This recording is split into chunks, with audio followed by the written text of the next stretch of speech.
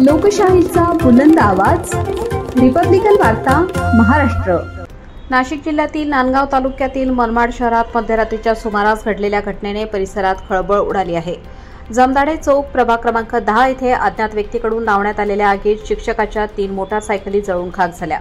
मिळालेल्या माहितीनुसार केंद्र विद्यालयात कार्यरत असलेले शिक्षक राजेंद्र बहोत यांची stream 125 MH 41 BS 1049 city Honda MH 15 HT 2730 आणि हिरो होंडा MH 17 AS 7781 या मोटारसायकली घराजवळ उभ्या असताना 20 ऑगस्ट रोजी रात्री साधारण 1च्या सुमारास आगीत पूर्णपणे नष्ट झाल्या। आग दुर्घटना होती की जाणीवपूर्वक लावण्यात आली याबाबत अद्याप स्पष्टता नाही। सदर घटनेनंतर परिसरात भीतीचे वातावरण निर्माण झाले असून नागरिकांमध्ये चर्चेला उधाण आले आहे।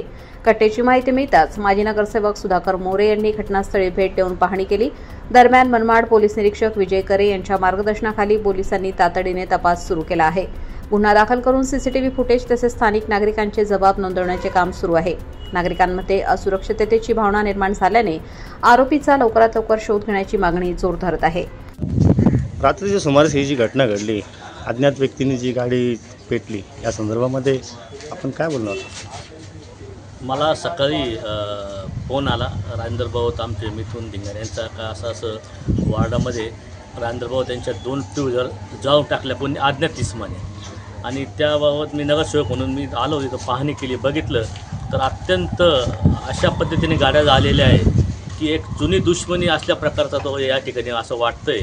रात्री 1:30 ते 2च्या दरम्यान त्या गाड्या संपूर्ण जळून खाक झालेल्या आहे। आता त्या नव्या गाड्या होत्या 6 महिन्यापूर्वी घेतलेल्या, आणि आजूबाजूचे देखील घर, जर ती आग लवकर विझवली नसती तर संपूर्ण एरियामध्ये संपूर्ण घर जळून खाक झाले असते आणि फार मोठी जीवितहानी झाली असती। रात्री सर्व रात्री झोपेत असल्या कारणाने अत्यंत मोठी जीवितहानी झालेली असती, आणि वेळीच राजेंद्र बहोत आणि उठल्यामुळे त्यांनी आजूबाजूचे त्यांनी ते पाणी टाकल्यामुळे ते जाळ विझवला, त्यामुळे जीवितहानी या ठिकाणी झालेली नाही आहे। आणि याबाबत त्यांनी पोलीस स्टेशनात तक्रार दाखल केलेली आहे। पोलिसांनी याचा तपास करून ज्यांनी कोणी गाड्या झालेल्या असेल त्याचा शोध घेऊन आणि त्याला कडक शासन द्यावं, त्याच्यावर गुन्हा दाखल करावा, अन्यथा नाही तर असं न झाल्यास आम्हाला एक नगरसेवक म्हणून मला देखील त्यांच्या वतीने आम्हाला आंदोलन करावं लागेल त्या विषयावर। रिपब्लिकन वार्ता महाराष्ट्र न्यूजसाठी नांदगाव प्रतिनिधी मुक्ताराम बागुल, नाशिक।